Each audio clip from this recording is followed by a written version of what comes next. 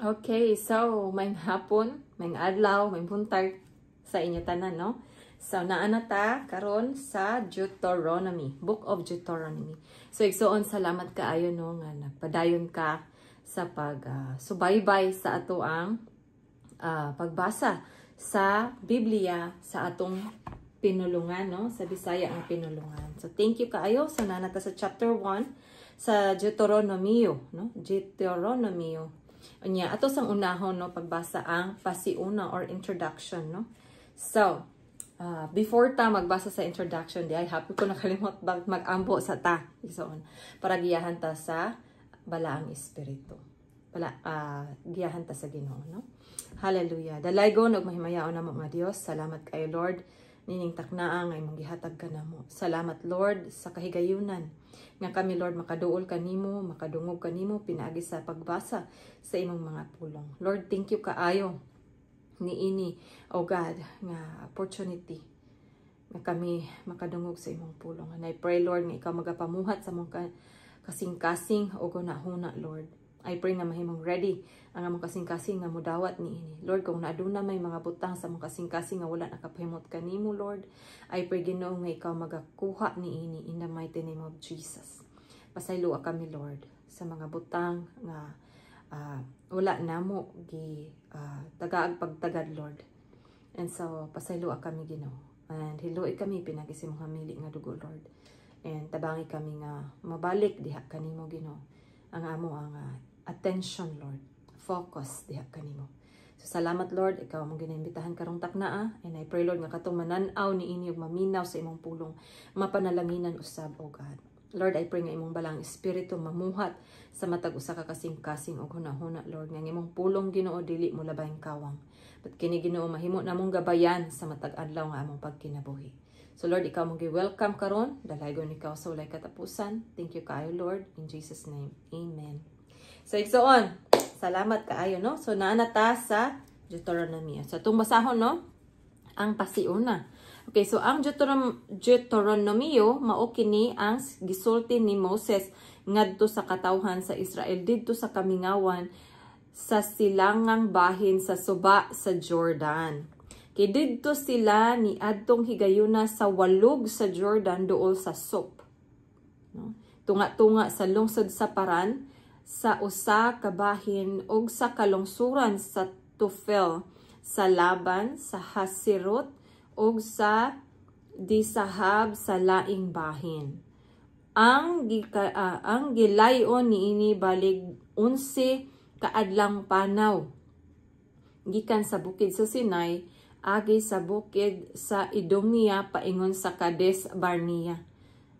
Sa unang adlaw sa ika-11 nga bulan sa ika-40 ka tuig tapos sila mobiya sa Ehipto, gisultihan ni Moises ang mga Israelita sa tanang gipasulti sa Ginoo kaniya ngadto sa katawhan.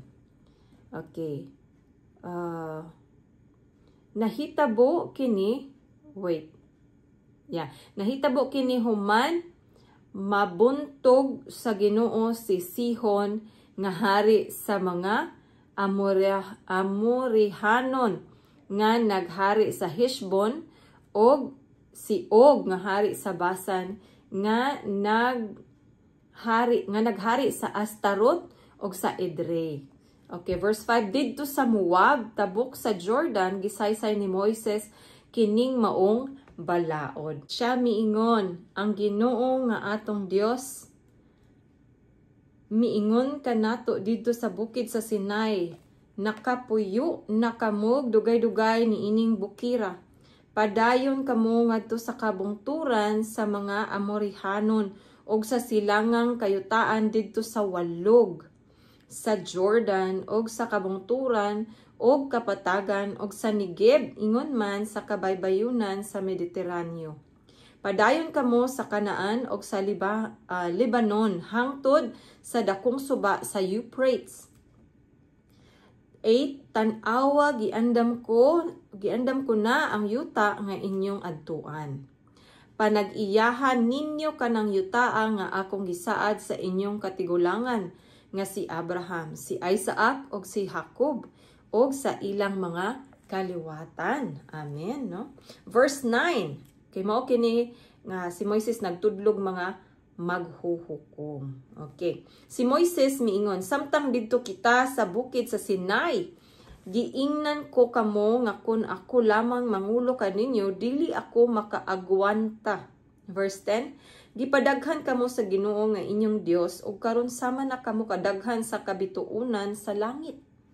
Verse 11, hinaot paunta nga ang Ginoo ang Dios sa inyong katigulangan mo pasanay pagayod kaninyo sa libo kapilo sa inyong gidaghanon karon og magpanalangin kaninyo sumala sa iyang gisaad. 12, apan dili gayud ako makaantos kun ako lamang ang magdumala kaninyo og maghusay sa inyong kasungian. Verse 13, busa gikan sa inyong tagsa-tagsa kabanay pagpili kamo og mga tawong maalamon, may katakos og may kasinatian og himuon ko sila nga inyong mga pangulo. Verse 14, og mitubag kamo nga husto ang akong gisulti kaninyo. Verse 15, busa gikuha ko gikan sa inyong mga banay ang mga pangulo nga may katakos og may kasinatian og gihimo ko sila nga inyong mga pangulo. Sa nilibo, sa ginatos og tagkaliman og sa tagnapulo. Okay. Nagtudlo usab ako ubang mga opisyal sa inyong banay. 16. Niadtong higayuna gimanduan ko ang inyong mga maghuhukom sa paghusay og sa pagpakanaog og matarong hukom sa inyong mga kasungian og sa mga langyaw. Okay, verse 17, kinahanglan nga walay pabor-pabor ang inyong paghukom. Paminawan ninyo ang mga inila, ingon man ang mga dili inila.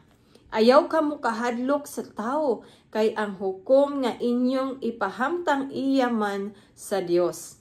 Okay, ang kaso nga dili or ang kaso nga lisod kaayo alang kaninyo dad-a kanako kay ako'y muhusay niini.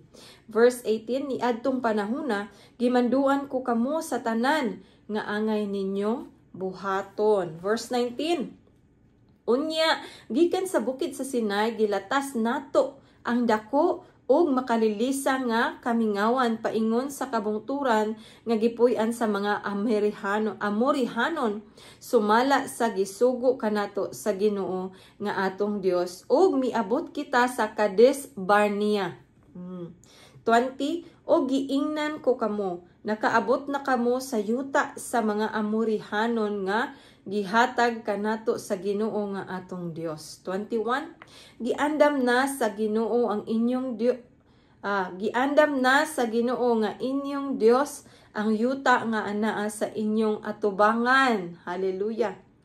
Sige adtua og panag-iyaha kini sumala sa giingon kaninyo sa Ginoo ang Dios sa inyong katigulangan. Ayaw kamo kahadlok o kaluya. Verse 22, unya kamong tanan miduol kanako og miingon, paunahon nato ang pipila ka tawo aron pagsusi sa yuta ug sa pagbalita kanato sa dalan nga atong agian ug sa mga syudad nga atong abutan. Okay, 23, giisip ko nga maayo ang maong plano ug nagpili ako 12 ka tawo usa gikan sa matagbanay og nangadto sila sa kabungturan og miabot sila sa walog sa iskol og nangispiya sila didto. 25, sa ilang pagpauli nagdala sila kanato og mga prutas gikan sa maong yuta og nagbalita usab sila nga tambok ang yuta nga ihatag kanato sa Ginoo nga atong Dios. Hallelujah. 26, apan dili kamo buot moadto ug misupak kamo sa mando sa Ginoo nga inyong Dios.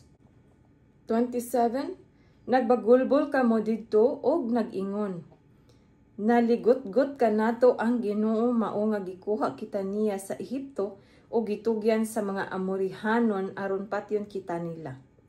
28. Unsa mang matanga sa dapit ang atong adtuan. Gibugnaw kita sa atong mga espiya dihang miingon sila, ang katawhan didto mas dagko og tag-as pa kay kanato. Dagko ang mga syudad ug habog ang mga paril. Dugang pa nakita namo didto ang mga higanti nga kaliwat ni anak. 29. Unya giingnan ko kamo ayaw kahadlok kanila.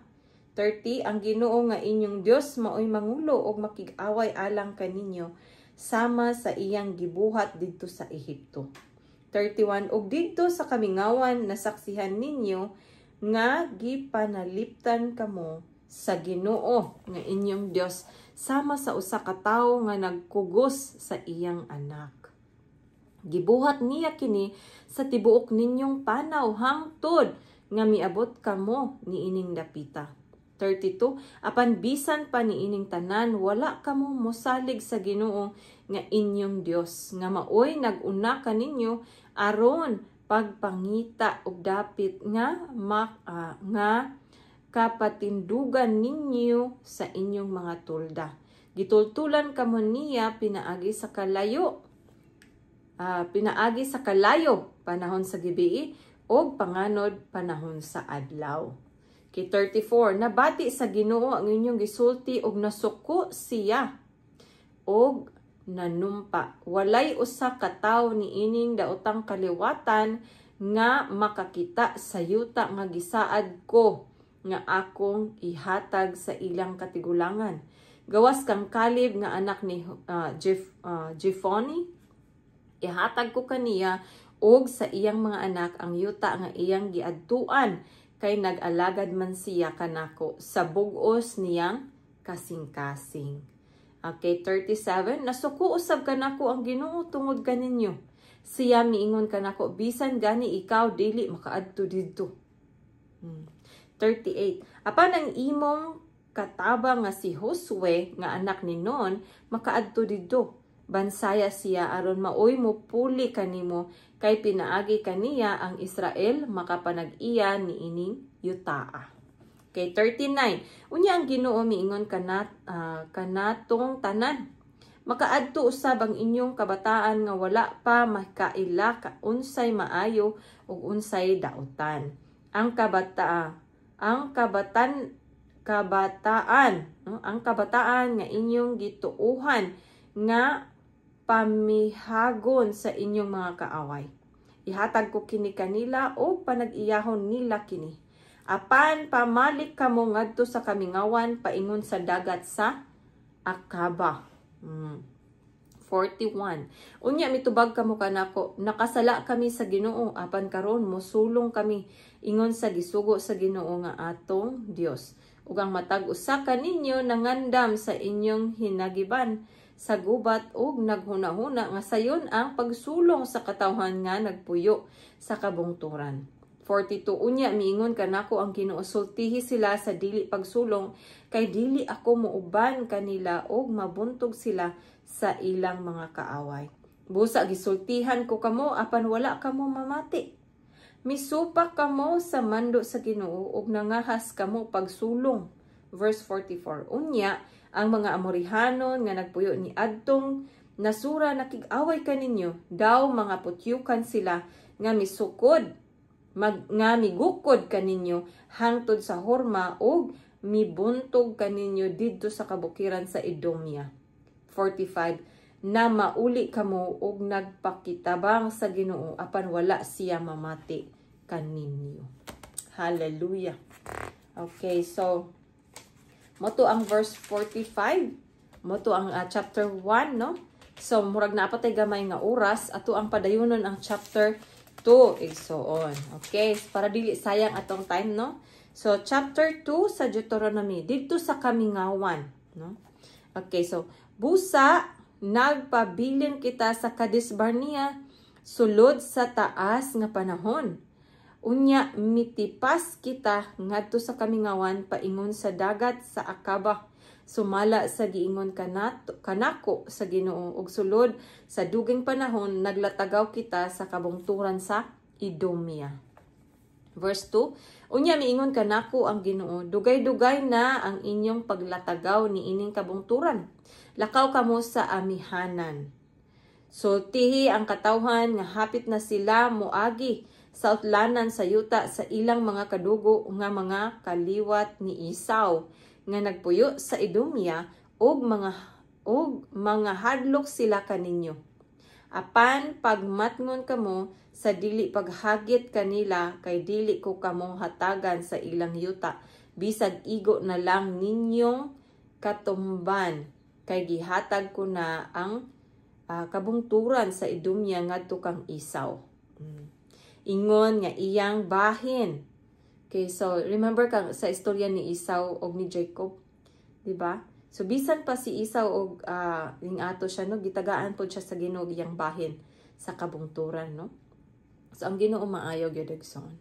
Okay, so verse 6, palitan ninyo gikan kanila ang inyong pagkaon ug ang tubig nga inyong imnon. Okay, verse 7, gipanalanginan kamo sa Ginoo nga inyong Dios sa tanan ninyong gibuhat. Gibantayan kamo niya sa inyong paglatas ni ining dakong kamingawan ug sulod sa 40 ka tuig ang Ginoo nga inyong Dios naguban kaninyo ug wala gayud kamo makulangig bisag unsa. No? Verse 8, busa gilabyan lamang nato ang atong mga kadugo nga mga kaliwat ni Esau nga taga Edomia duol sa dalan sa Araba. Sa Ilat og sa Esyon Geber, unya mipadayon kita paingon sa kamingawan sa Moab. Verse 9, og miingon kanako ang Ginoo, ayaw sa muka ang katawhan sa Moab nga mga kaliwat ni Lot, kay dili ko ihatag kaninyo ang ilang yuta, kay gikahatag ko na kanila ang syudad sa Ar or AR. Okay, verse 10. Kaniadto nagpuyo ang mga imem didto. Usa ka katawhan nga bantugan, daghan og tag-as sama sa mga anakim. 11, og sama sa mga anakim na ilhan usab sila sa ngalan nga Rephaim, apan ginganlan sila imem sa mga taga Moab. Verse 12, ang mga kaliwat ni Huri nagpuyo usab kaniadto sa Edomia apan giilog ang ilang yuta sa mga kaliwat ni Esau ug gipamatay sila ug ang mga anak ni Esau maoy mipuli pagpuyo sama sa gibuhat sa Israelita didto sa yuta nga gihatag kanila sa Ginoo. 13, unya atong gilatas ang suba sa Jered ingon sa gipabuhat kanato sa Ginoo. Verse 14, sukad sa atong pagbiya sa Kadesh Barnea hangtod sa paglabang nato sa suba sa Jered. 38 ka tuig na ang milabay, nangamatay na ang hutong sa mga sundalo nga kauban ni atong punduka, sumala sa gipanumpa sa Ginoo kanila. Verse 15, kay gikastigo man sila sa Ginoo aron mga matay sila og mapuo.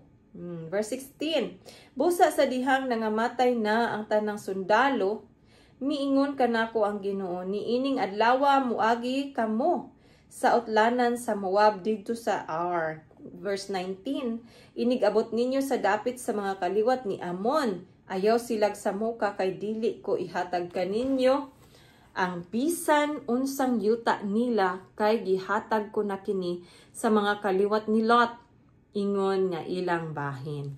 Kay 20, gitawag usab kini nga yuta ni Rephaim kay kaniadto ang mga kaliwat ni Rephaim didto man magpuyo apan ginganlan silag Samsumim sa mga Amonihanon. Verse 21, daghan og inila sila nga katawhan ug tag-as sama sa mga anakim, apan gilaglag sila sa Ginoo ug ang ilang yuta giilog sa mga Amorihanon nga maoy mipuli kanila pagpuyo. 22, gibuhat kini sa Ginoo kanila sama sa iyang gibuhat sa mga kaliwat ni Esau nga nagpuyo didto sa Idumea. Gipatay sa Ginoo ang mga kaliwat ni Huri o giilog sa taga-Idumea ang ilang yuta. Sila nay nagpuyo didto hangtod karon. Ang mga kaliwat ni Avim nga kaniadto nagpuyo sa Gaza gipatay sa mga taga-Kaptor ug sila'y may puli pagpuyo dito sa kababayunan sa Mediteraneo. Okay, verse 24. Ang Ginoo miingon, lakaw ngadto sa walog sa Arnon kay gitugyan ko kanimo si Sihon nga Amorihanon, ang hari sa Heshbon. Pakig-away kaniya og panag-iyaha ang iyang yuta. Niining adlaw himuon ko nga mahadlok kaninyo ang tanang katawhan. Mangurog sila, inig kabalita nila, bahin kaninyo. Hallelujah. Okay, verse 26. Busa didto sa nahimutangan nato sa kamingawan sa kadimot, nagpadala akong mga sinugo ngadto kang Sihon nga hari sa Heshbon uban sa usa ka makigdaitong paghangyo. 27. Pagiya kami sa imong yuta, musubay kami sa dalan ug dili gayud kami motipas. 28. Bayran namo ang pagkaon ug tubig nga among kanon ug imnon. Ang amo lamang gipangayo mao nga tugutan mo kami sa pag-agi. Verse 29. Ingon nga gitugutan kami sa mga kaliwat ni Esau nga nagpuyo sa Idumea ug sa taga Moab nga nagpuyo sa Ar, sa ingon makatabok kami sa Jordan ngadto sa yuta nga ihatag kanamo sa Ginoo nga among Dios. Verse 30. Apan wala kita paagian ni Sihon kay gihimo man sa Ginoo nga inyong Dios nga magmagahi siya aron mabuntog nato siya ug mailog ang iyang yuta nga hangtod karon atong gipuy-an. 31. Og giingnan ako sa Ginoo, gitugyan ko na kanimo si Sihon og ang iyang yuta. Sulungan na kini aron imong mapanag-iya. Unya si Sihon og ang iyang katawhan nakigubat kanato didto sa lungsod sa Jahaz. 33. Og gitugyan siya kanato sa Ginoo nga atong Dios o gibuntog nato siya lakip ang iyang mga anak o katawhan. 34. Og nailog nato ang tanan. Hallelujah, no?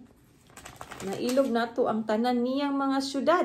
Giguba nato ang tanan o gihurot nato pamatay ang mga lalaki, mga babay o kabataan. Ang mga baka, verse 35. Ang mga baka lamang ang atong gikuha uban sa mga butang sa syudad nga atong nailog. 36. Gikan sa Ariur nga diha sa daplin sa walog sa Arnon o sa syudad nga diha sa walog hangtod sa gilid, walay syudad nga wala nato mailog kay kadtong tanan gitugyan man kanato sa Ginoo. Verse 37. Ang wala lamang nato adtua mao ang yuta sa mga kaliwat ni Amon, ang mga daplin sa suba sa habok, ang mga syudad didto sa kabungturan ug ang mga dapit nga wala paadtui kanato, sumala gayud sa gisugo sa Ginoo nga atong Dios. Okay, so mao kadto ang chapter 1 ug chapter 2 sa Deuteronomy. So salamat nga hangtod karon naa pa kadiha igsoon, no? So ang Ginoo may magapadayon sa pakigistorya kanato. I hope and pray nga ang pulong sa Ginoo mahitusok gyud sa atong alimpatakan, no? Nga kini ato ang maikinabuhi, no? Ato ang makita didto nga ang Ginoo mo'y nag-orchestrate sa tanan. Iyan ang gihimo ahead of time pa, no? Kaya kato gisaysay lang to ni Moses ang ilang kaagi dito sa kamingawan, no? Katong naglakbay na sila gikan sa Ehipto paingon sa promised land, no? Yang gisaysay unsay mga nahitabo ni atong mga panahon na sa dihang sila naglatagaw, no? Nag-journey, ingon ang Ginoo, naglatagaw kamo diri sa kamingawan tungod kay sige sila bagulbol, di ba? So igsuon kung aduna man kay karoy mga sitwasyon nga usahay di nimo masabtan, no? Ang ato ang makuha diri ang dili ta magbagulbol, no? Kay para dili ta madugay, no? Kung asa ta gusto ibutang sa Ginoo. So musalig lang gyud ta sa Ginoo igsuon. Ayaw ka wala og paglaom. Ay no nga sahay lisod ka ay no labi na wa jud tay makita ba no. Diha nato i-practice ang atong pagtuo ug pagsalig sa Ginoo. So igsuon dalaygon ang Dios sa walay katapusan. Ayaw ka wala og paglaom. Ang Ginoo ang nasayo sa tanan. So padayon ug pangitaa ang Ginoo. Kanunay siyang unaha. So igsuon hangtod sa sunod higayon kita na sabta. Thank you.